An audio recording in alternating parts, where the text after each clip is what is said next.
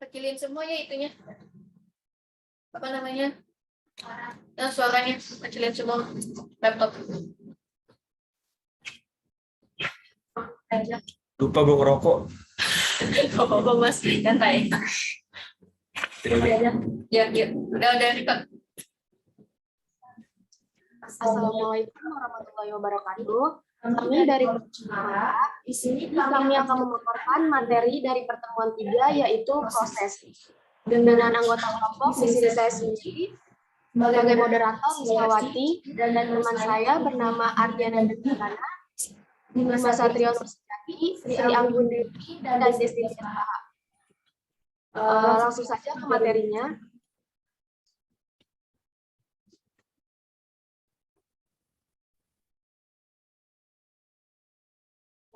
Di sini ada definisi proses. Proses adalah suatu program yang sedang dieksekusi termasuk di dalamnya terdapat nilai-nilai dan program komputer, register, dan variabel-variabel yang ada. Dalam eksekusi proses dilakukan secara bertanya. Dalam suatu proses terdapat program komputer, start, dan daerah data. Untuk materi selanjutnya akan dibacakan oleh Mas, dipersilakan. Terima kasih Lisma atas waktunya. Selanjutnya, hubungan proses dengan sistem operasi. Yang pertama, ada komunikasi tidak langsung. Dengan komunikasi tidak langsung, pesan akan dikirimkan pada dan diterima melalui mailbox. Sebuah mailbox dapat dilihat secara abstrak sebagai sebuah objek. Di dalam setiap pesan yang dapat ditempatkan dari proses dan dari setiap pesan yang bisa dipindahkan. Pengirim dan penerima dapat dijabarkan sebagai berikut. Ada di nomor 1 dan nomor 2. Selanjutnya, komunikasi proses dalam sistem. Cara lain untuk meningkatkan efek yang sama adalah untuk sistem operasi, yaitu untuk menyediakan alat-alat proses kooperatif untuk berkomunikasi dengan yang lain lewat sebuah komunikasi dalam proses tersebut dengan IPC.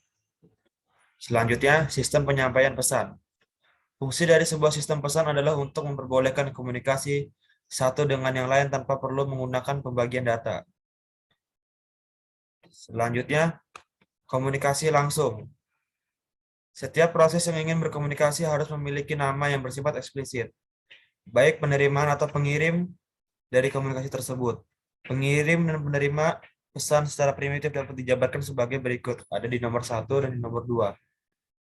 Selanjutnya, sinkronisasi buffering. Komunikasi antara proses membutuhkan flash by calls untuk mengirim dan menerima data primitif. Terdapat rancangan yang berbeda-beda dalam implementasi setiap primitif. Selanjutnya, proses yang kooperatif. Proses yang bersifat simultan dijalankan pada sistem operasi dapat dibedakan menjadi yaitu proses independen dan proses kooperatif. Selanjutnya, materi akan dibacakan oleh Desti Tias Baha. Untuk dan tempat dipersilahkan, Desti Tias. Terima kasih kepada Dimas. Di sini saya akan menjelaskan tentang istilah-istilah yang berkaitan dengan proses sistem operasi. Yang pertama, multiprocessing adalah manajemen banyak proses di komputer, multiprosesor, banyak proses di dalamnya. Selanjutnya, multiprogramming atau multitasking adalah manajemen proses dengan masing-masing memproses melakukan pengolahan secara independen. Selanjutnya, distributed processing adalah manajemen banyak proses yang dieksekusi di banyak komputer yang tersebar atau terdistribusi di suatu jaringan. Selanjutnya dipersilakan kepada Mbak Atia.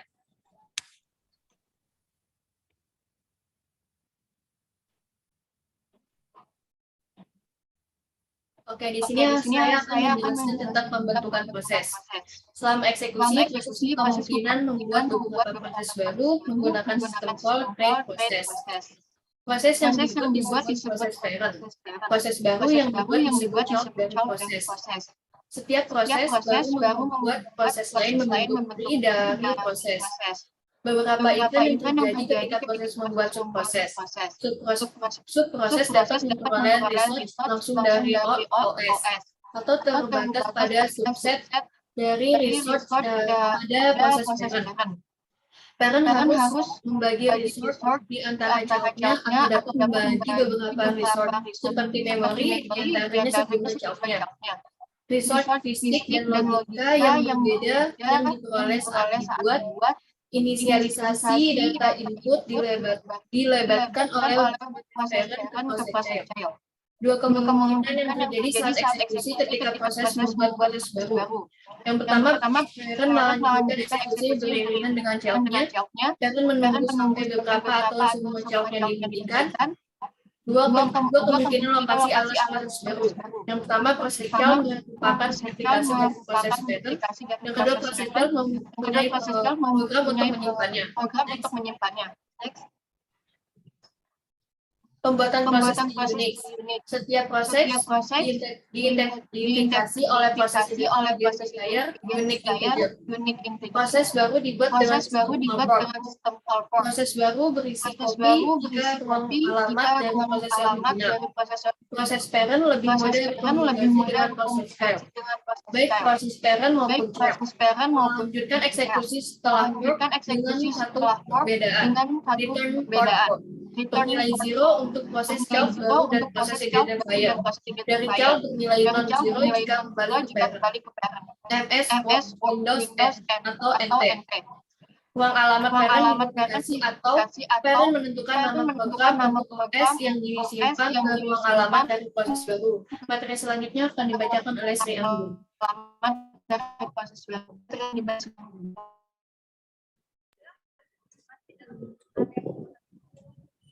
Baik, di sini saya akan menjelaskan tentang penghancuran proses.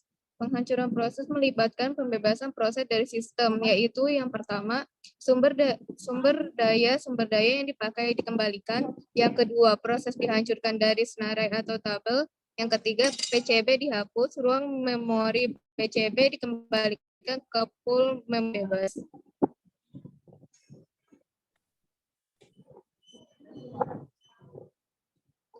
Alasan-alasan penghancuran proses.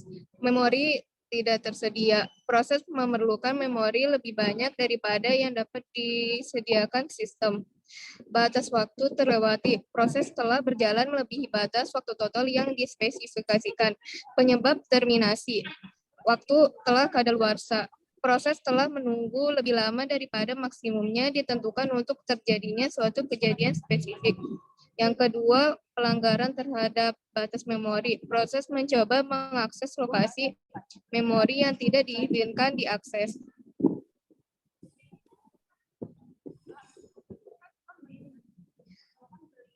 Status proses terdiri dari yang pertama ada new, proses sedang dibuat, lalu selanjutnya ready, proses menunggu jatah waktu dari CPU untuk diproses.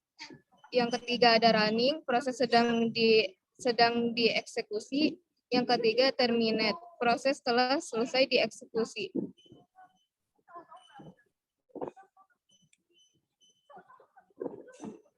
Selanjutnya akan dijelaskan oleh Ardia.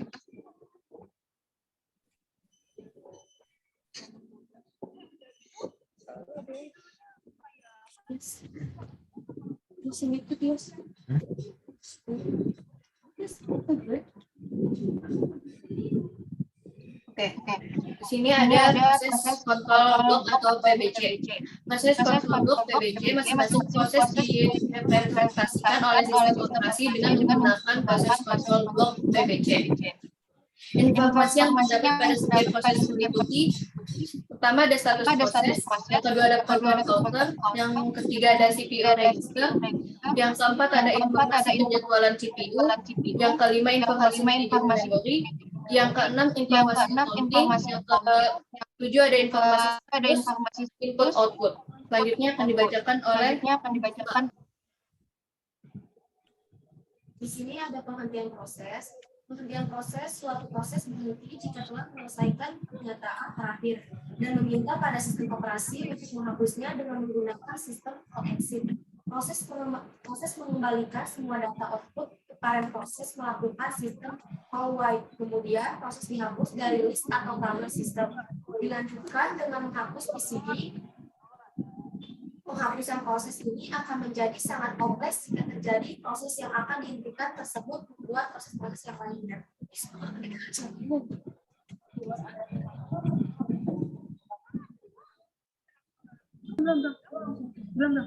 Penghentian proses, di sini penghentian proses suatu proses berhenti jika telah menyelesaikan pernyataan terakhir dan meminta pada sistem operasi untuk menghapusnya dengan menggunakan sistem call exit.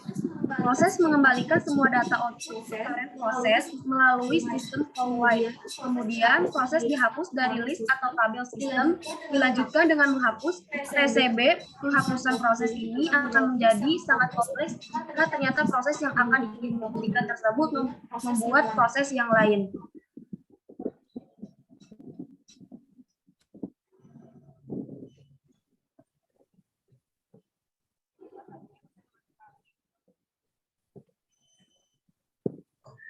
Cukup sekian pemaparan dari kelompok kami. Kurang lebihnya mohon maaf. Wassalamualaikum warahmatullahi wabarakatuh.